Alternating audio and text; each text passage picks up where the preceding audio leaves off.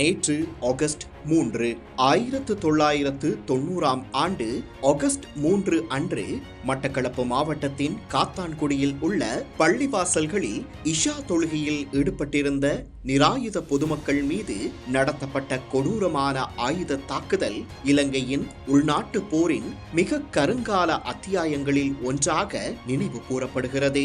அந்த தாக்குதலில் 100க்கும் மேற்பட்ட முஸ்லிம் வழிபாட்டாளர்கள் உயிரிழந்தனர்.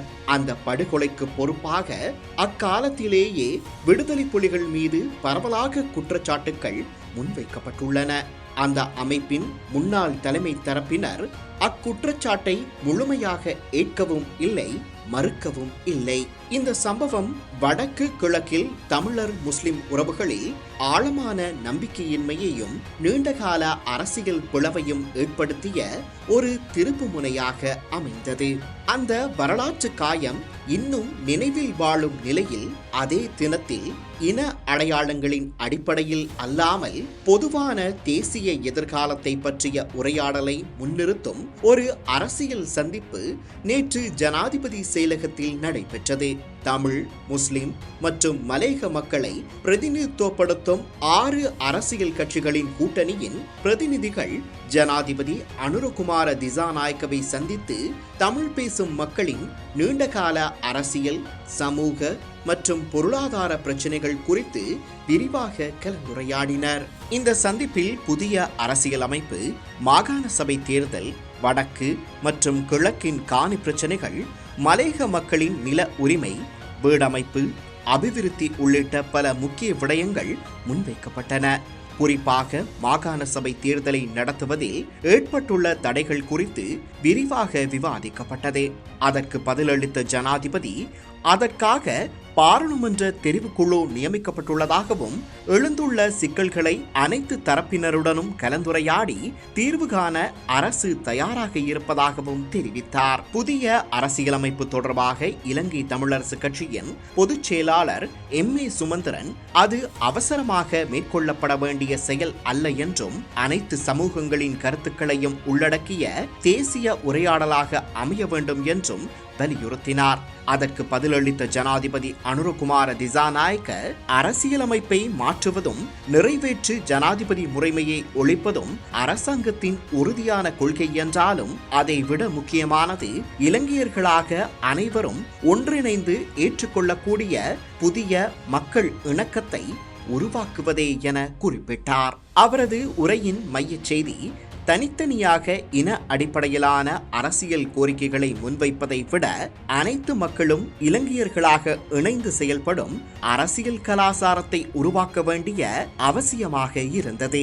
தற்போதைய அரசாங்கத்தின் காலத்தில் எந்த இனவாத மோதல்களும் ஏற்படவில்லை என்றும் பாராளுமன்றத்திற்கு பொறுப்பு கூறும் ஜனநாயக ஆட்சி முறையே அரசின் இலக்கு என்றும் அவர் வலியுறுத்தினார்.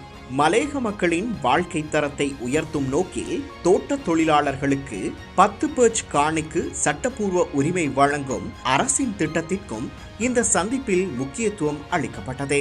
இதனை தமிழ் முற்போக்கு கூட்டணியின் தலைவர் வி. ராதாகிருஷ்ணன் வரவேற்று முந்தைய அரசுகளால் நிறைவேற்ற முடியாத இந்த இலக்கை தற்போதைய அரசு சாதிக்கும் என்ற நம்பிக்கையை வெளிப்படுத்தினார். மேலும் 2042க்கு முன்னர் புதுப்பிக்கப்பட உள்ள பெருந்தோட்ட நிறுவனங்களுடனான புதிய ஒப்பந்தங்களில் மலேக மக்களின் நில உரிமையை உறுதிப்படுத்தும் பிரிவுகள் சேர்க்கப்படும் என ஜனாதிபதி அறிவித்தார்.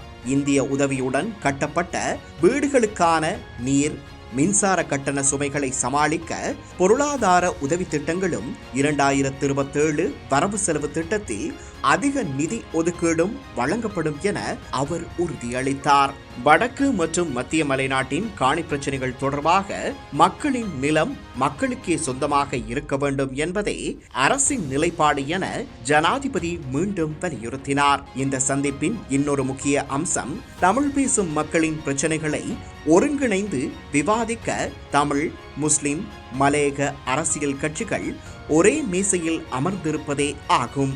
சமூகத்தில் தவறான புரிதல்களை ஏற்படுத்தாத வகையில் பொதுமக்களின் பொதுநல பிரச்சனைகளை மையமாக கொண்டு அரசியல் உரையாடல்களை முன்னெடுக்குமாறு ஜனாதிபதி அனைத்து பிரதிநிதிகளையும் கேட்டுக்கொண்டார். இந்த அரசியல் உரையாடல் இடம்பெற்ற அதே நாளில் வெளிவந்த மற்றொரு செய்தியும் மகிழ்ச்சிக்குரியதாக அமைந்தது. அதாவது யாழ்ப்பாணத்தில் புதிய பள்ளிவாசல் ஒன்றுக்கான அடிக்கல் நாட்டும் நிகழ்வில் தேசிய மக்கள் சக்தி அரசாங்கத்தின் பிரதி அமைச்சர் முனீர் முலாஃபர் மற்றும் யாழ்ப்பாண மாவட்ட நாடாளுமன்ற உறுப்பினர் இளங்குமரன் மற்றும் ரஜீவன் ஆகியோர் இணைந்து பங்கேற்றனர்.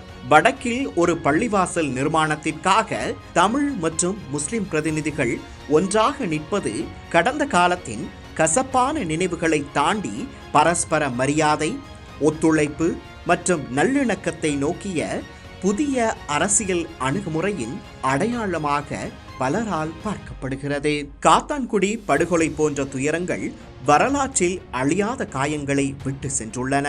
ஆனால் அந்த காயங்களை மறுப்பதாலும் மறைப்பதாலும் அல்ல, அவற்றை நினைவில் வைத்துக்கொண்டு மீண்டும் அவை நிகழாத ஒரு நாட்டை உருவாக்கும் அரசியல் மனப்பான்மையால் தான் நிலையான சமாதானம் உருவாக முடியும். அதனால்தான் தமிழ், முஸ்லிம், மலையக மக்களின் பிரதிநிதிகள் ஒரே மேசையில் அமர்ந்து உரையாடிய இந்த சந்திப்பும் அதனைத் தொடர்ந்து யாழ்ப்பாணத்தில் பள்ளிவாசலுக்கான அடிக்கல் நாட்டும் நிகழ்வும் இலங்கையில் புதிய மக்கள் இணக்கத்தை உருவாக்கும் பாதையில் முக்கியமான அரசியல் குறியீடுகளாக கருதப்படுகின்றன. இலங்கையர்களாக அனைவரும் ஒன்றிணைந்து ஏற்றுக்கொள்ளக்கூடிய புதிய மக்கள் இணக்கத்தை உருவாக்குவோம்.